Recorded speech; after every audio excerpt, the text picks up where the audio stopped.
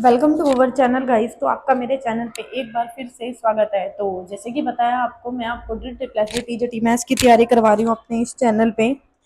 तो ये हमारे कुछ ही पेपर रह गए अब 2021 के, मैक्सिमम एक और दो पेपर। तो सारे 9 के 9 पेपर मैंने आपको यहाँ पे करा दिए हैं। होप तो 2021 के पेपर आपको पढ़ के मजा आया होगा। इसके बाद हम जो लेटेस्ट अब पेपर हुए थे ना, जिसमें 10 पेपर हुए थे एंड 10 पेपर है मेरे पास। ठीक है, सारे पेपर मैंने टेलीग्राम ग्रुप पे डाल दिए हैं, तो आप वहां से डाउनलोड कर लेना। तो गाइस चलो स्टार्ट करते हैं अपनी वीडियो। एंड इसके अलावा मैंने एक और अपने इसी चैनल पे एक और वीडियो स्टार्ट की हुई है, जो कि H TET PGT maths and triple plus B TGT maths, जिसमें मैं आपको टॉपिक करवा रही हूँ। वो टॉपिक है, वो क्लास 11th के है। मतलब आप ये मान सकते हो बिल्कुल बेस होता है ना, जिसको बोलते हैं कि नींव रखते हैं किसी भी मकान की। तो मैं वो नींव रख रही हूँ, ठीक है, अपने इस चैनल पे। मतलब आपको सिखाने के लिए क्लास 11th अगर किसी ने अच्छे से नहीं पढ़ी है, तो इसके बाद हम 12th क्लास स्टार्ट करेंगे। ठीक है, वो बिल्कुल बेसिक बेसिक टॉपिक होते हैं ना, छोटे छोटे जो जो चीजें हैं जो हम पढ़ के नहीं आते और हम कंफ्यूज होते हैं, मैं वो वहां पे सिखा रही हूँ। होप सो गाइस आपको वो वीडियोस पसंद आ रही हैं। ठीक है, तो चलो स्टार्ट करते हैं अपनी वीडियो। हमें दिया है find the range of the sequence of the given series. अब रेंज, मैंने रेंज आपको क्लास 11th वाली सीरीज में पढ़ाया था, चैप्टर नंबर 2 में। डोमेन, रेंज एंड कोडोमेन क्या होता था, मैं यहाँ पे थोड़ा सा बता के चलती हूँ इनका मतलब क्या होता है। मान लो आपके पास कोई भी दो सेट है, मतलब फंक्शन चलता है ए से बी। ठीक है, जो ए के एलिमेंट है ना, सपोज 1 2 3 4 5 कुछ भी हो सकते हैं, ABCDE। अब ए के जितने भी एलिमेंट होते हैं उनको बोलते हैं डोमेन। ए के एलिमेंट को क्या बोलते हैं? डोमेन। अब रेंज किसको बोलेंगे एंड कोडोमेन किसको बोलेंगे? रेंज होगा कि ए के एलिमेंट का जो इमेज होएगी, मतलब जो जो इमेज होएगी ए के एलिमेंट की, उनको बोलेंगे रेंज। और बी के जितने भी सारे एलिमेंट हैं उनको बोलेंगे कोडोमेन। तो होप सो गाइज आपने वो वीडियो देखी होगी, अगर नहीं देखी तो वो आप जाके देख सकते हो, प्लेलिस्ट बन चुकी है मेरे इस चैनल पे। ठीक है, तो अब यहाँ पे यही पूछा है कि रेंज बतानी है।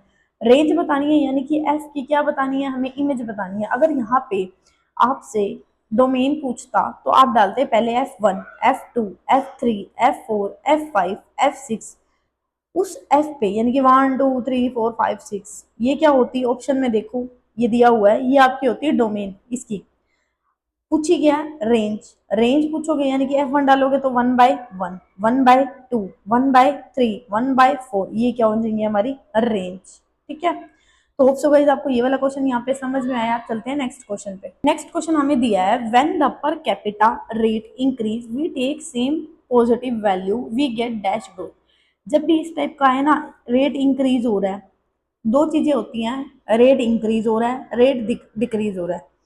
ये मैथमेटिकल मॉडलिंग में है, और ये दो चीजें तो तुम रट लेना कि लॉजिस्टिक ग्रोथ क्या होती है, एक्सपोनेंट ग्रोथ क्या होती है, इनकी शेप क्या होती है, इनका क्या फलाना होता है। मतलब मैथमेटिकल मॉडलिंग मैंने पढ़ाई हुई है, अपने इस चैनल पे प्लेलिस्ट मिल जाएगी, देखना आप। अब यहाँ पे बोला है कि रेट इंक्रीज, जब पर कैपिटा रेट इंक्रीज होगी ना तो उसको बोलेंगे एक्सपोनेंट। एक्सपोनेंट में हमारा ग्राफ कैसे होता है? इंक्रीज। ठीक है, और जब यहाँ पे रेट डिक्रीज होगी तो उस केस में होगा हमारा लॉजिस्टिक। ठीक है, बस सिंपल है, ये रिजल्ट है, इनको याद करना है और कुछ नहीं करना। मैथमेटिकल मॉडलिंग में इतना ही है, याद करने का ही है। ठीक है, नेक्स्ट क्वेश्चन है हमारा, according to the model top down approach. Top down approach, top का मतलब क्या होता है कि आप टॉप पे पहुंच गए थे, अब नीचे आ रहे हो, तो इसको क्या बोलेंगे भाई? इसको डिडक्टिव मॉडल बोलेंगे। आपके यहाँ पे मॉडल होते हैं, मतलब कौन सी हाइपोथेसिस में आएगा तो ये आएगा डिडक्टिव मॉडल। ठीक है, जब टॉप डाउन होगा तो क्या होगा? डिडक्टिव। और जब डाउन टॉप होगा तो क्या होगा? इंडक्टिव। यहाँ दिया नहीं हुआ, होता है ये। ठीक है, ये अगर आप इसको कंपेरिजन करो तो यहाँ से हम वो बीएड में नहीं पढ़ते थे इंडक्टिव एंड डिडक्टिव अप्रोच क्या होती है, यहाँ पे बस मॉडल बना के दे दिए। जब हम डाउन से अप में जाते हैं, यानी कि एग्जाम्पल से किस पे जाते हैं हम? रूल्स पे, तो उसको क्या बोलते हैं? इंडक्टिव। और जब हम रूल से किस पे आते हैं? एग्जाम्पल पे, तो उसको क्या बोलते हैं? डिडक्टिव। बस यही है, सिंपल।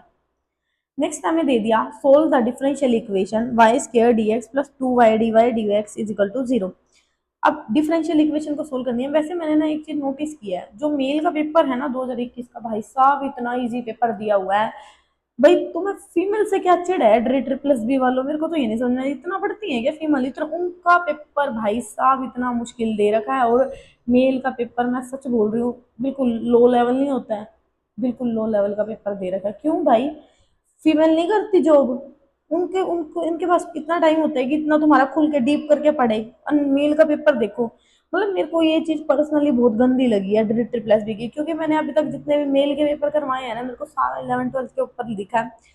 एंड फीमेल का ग्रेजुएशन का टच दे रखा है। भाई ये क्या मतलब, ग्रेजुएशन कहा क्या उनका, तो भाई साहब अब मैं MSc लेवल टच दे रखा है। मेरे को पर्सनली ये चीज बहुत गंदी लगी है। आप भी कमेंट करके बताना आपको भी ऐसा कुछ लगा है। मेरे को लगा है, ठीक है, मैं इसलिए बता रही हूँ। अब क्योंकि मैं भी एक फीमेल हूँ तो मेरे को लगी है ये चीज। Solve the given differential equation, इसको सोल्व करो। भाई साहब सिंपल है, सबसे पहले क्या करो, इसका डेरिवेटिव कर दो, कर दिया। अब मेरे को निकालना क्या है, dy/dx की, मतलब मेरे को इस डिफरेंशियल इक्वेशन को क्या करना है, सोल्व करना है। सबसे पहले तो मैंने इसका डेरिवेटिव कर दिया, टू टू इसका क्या करोगे, देखो देखो इसने डेरिवेटिव नहीं किया, ध्यान से देखना, इसने y की वैल्यू निकालनी है, क्योंकि हमें ये सोल्यूशन निकालना है इसका, ये डिफरेंशियल इक्वेशन है, इसका सोल्यूशन निकाल के बताना है कि सोल्व करो इसको, इक्वेशन को। अब मैंने क्या कर दिया, मैंने इसको रीअरेंज कर दिया। रीअरेंज करने के मुझे एक्स वाई की क्या चाहिए, वैल्यू चाहिए। तो इसका भाई वैल्यू कैसे आएगी, ये dy/dx कैसे हटेंगे, ये इंटीग्रेशन से हटते हैं, ठीक है, आपको मतलब थोड़ी बहुत बेसिक नॉलेज है तो। अब मैंने यहाँ पे पहले तो इसको सिंप्लीफाई कर लो, एक बार सिंपल कर लोगे तुमने, सिंपल इतना यहाँ तक तो तुम ले ही आओगे कि इसको रीअरेंज कर रखा है, वाई के नीचे वाई वाला, एक्स के नीचे एक्स वाला, कुछ इस टाइप से रीअरेंज करो। उसके बाद इंटीग्रेशन करना है, इंटीग्रेशन करने के बाद जो ये dy/dx है ना, ये हट जाते हैं। तो 1/y का, 1/x का क्या था, log x, तो दोनों तरफ log हो गया, तो log x का स्केयर हो जाएगा। ये सिंपली आपको पता होगा, बस एक्स वाई स्केयर क्या हो जाएगा k। और बच्चा बच्चा कर लेगा ये क्वेश्चन तो। मतलब मेरे को पर्सनली लगा, आप भी बताना आपको क्या ऐसा फील हुआ है कि मेल का पेपर इजी रहेगा female has comparison to female. मुझे पर्सनली लगा है। बताना, ठीक है, क्या पता मुझे गलत लग रहा है, गलत तो नहीं लग रहा, ठीक है। इतने पेपर मैंने पढ़ाए हैं तो मैं पागल तो हूँ नहीं, और मैंने एक एक पेपर के नोट्स बनाए हो, उससे लिखे हुए सारे क्वेश्चन, तो मैं इतनी पागल तो हूँ भी नहीं। In engineering problem, there are some statement in which we have to use mathematical expression in term of variable function expression. Such expression are term as, simple है भाई, कुछ भी आए ना जब इस टाइप का, ये इंजीनियरिंग में वो है, तो इसका आंसर क्या होता है, मैथमेटिकल मॉडलिंग। आपको दिख जाएंगे, ऐसा कुछ नहीं होता। इनका आंसर यही होता है कि मैथमेटिकल मॉडलिंग में जाती हैं सारी चीजें। एक्सप्रेशन हो गया, टर्म, वेरिएबल, एक्सप्रेशन, ये मैंने पढ़ाई भी हुआ है मैथमेटिकल मॉडलिंग में। अगर किसी को बेसिक से पढ़ना है ना मैथमेटिकल मॉडलिंग, मैंने वो भी पढ़ाई हुई है अपने इस चैनल पे, प्लेलिस्ट मिल जाएगी आपको। विच of the following statement is true, इसने कहा कौन सी स्टेटमेंट क्या होती है, ट्रू होती है। अब ये मैट्रिक स्पेस का है, ठीक है, वहां भी मैंने मैट्रिक स्पेस भी पढ़ाया हुआ है अपने इस चैनल पे बिल्कुल बेसिक से। अब इसमें क्या होता है, इसमें ना दो चीजें होती हैं, आपकी ध्यान से देखना, कंसेप्ट बता देती हूँ पहले, फिर ये क्वेश्चन खुद ही कर लोगे। आपके ना दो केस होते हैं, एक होता है यूनियन का।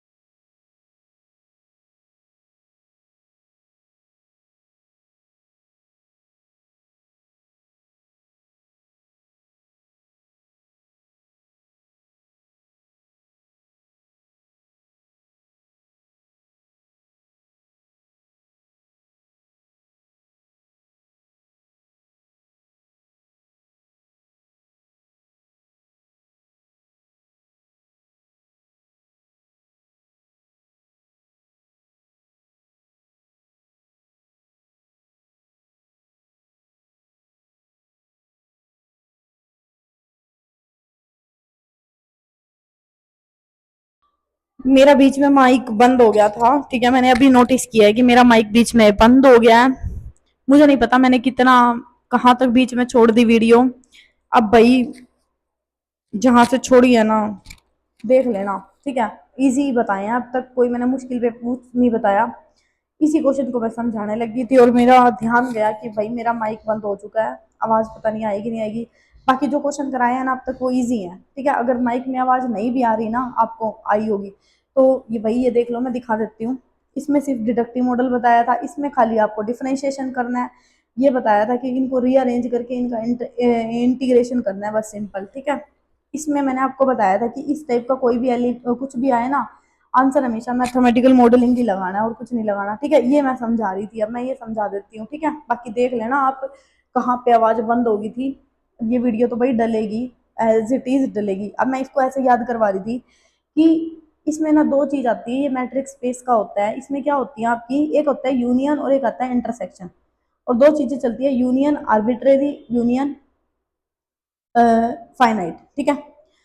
यूनियन आर्बिट्ररी में याद करने की ट्रिक बता रही थी कि यूनियन का मतलब क्या होता है, एकता। एकता में क्या है, बल, यूनियन इज स्ट्रेंथ, ठीक है।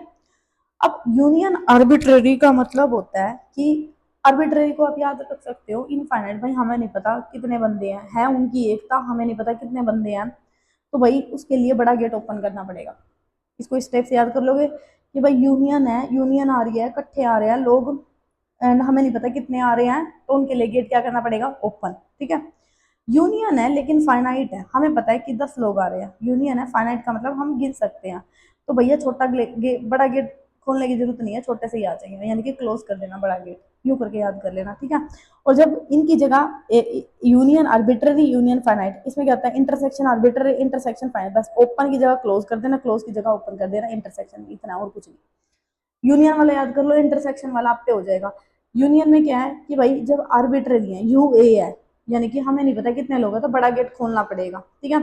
जब यू एफ है, यानी कि भाई हमें पता है यूनियन तो है लेकिन फाइनाइट लोग हैं, तो भाई छोटा गेट कर दो, बड़ा गेट बंद कर देना, यानी कि क्लोज, बड़ा गेट क्लोज कर देना, ऐसे करके याद कर लेना, हो जाएगा, ठीक है। अब ये कर लोगे ना, अब इस क्वेश्चन को खुद करना इसी ट्रिक से, ठीक है। कर लोगे ना, ये आपके लिए होमवर्क है। नेक्स्ट क्वेश्चन हमें दिया है, the series given by 1 into 5, 2 into 5 का स्केयर 3 into 5। देखो जब भी स्केयरिंग में सीरीज आती है ना, मैंने एपीजीपी पढ़ाऊंगी, अब स्टार्ट होगी क्लास 11th की आपकी सीक्वेंस एंड सीरीज में, वहां पे पढ़ाऊंगी। जब भी स्केयरिंग में होता है, यानी कि ए आर की पावर n-1, इस टाइप की सीरीज होती है ना, देखो पावर में है, ए आर की पावर, ये ए हो गया पावर में, ये पावर में, तो भैया इसको बोलते हैं जीपी सीरीज। सिंपल याद रखने का ट्रिक है, जीपी सीरीज, ठीक है। नेक्स्ट क्वेश्चन हमें दिया है, विच of the following is not a type of mathematical model. भाई कौन सा मैथमेटिकल मॉडल नहीं होता, भाई प्रिसिप्शन मैथमेटिकल मॉडल नहीं होता। प्रिसिप्शन ये याद करने वाला है, पहले बता रही हूँ मैं, जो भैया लर्निंग का है ना, उसका कोई लॉजिक वॉजिक नहीं होता, कोई ट्रिक व्रिक नहीं होती है, रट्टा मार लो बस, प्रिसिप्शन नहीं होता, ठीक है। मेरी वीडियो को 1-2 बार देख लोगे, वैसे याद हो जाना प्रिसिप्शन। नेक्स्ट हमें दे दिया, ये तो मैंने कितनी बार पढ़ा दिया, कितनी बार पढ़ा दिया, पॉपुलेशन ग्रोथ रेट क्या होता है, dn/dt is equal to rn, ठीक है। ये कर लेना, calculate by which of the following, dn/dt is equal to rn। अगर मैं आप मेरे पेपर देखते आ रहे हो ना, तो आपको पता चल गया वो कितनी बार रिपीट हो चुका है ये question. What kind of information is given us in the mathematical model. हमें दिया है what kind of information is given the mathematical model. Mathematical model में हम मिलता है एस्टिमेट रिजल्ट, ठीक है। तो होप सो गाइस आज की वीडियो आपको पसंद आई, तो अभी के लिए इतना ही, मिलते हैं कल। Thank you so much guys for watching my video. अगर आपको लग रहा है you are learning new from my channel, then don't forget to subscribe my channel. और लग रहा है कि कुछ नहीं सीख रहे, तो भाई अनसब्सक्राइब कर देना और मत देखा करो मेरी वीडियो को। So thank you so much guys.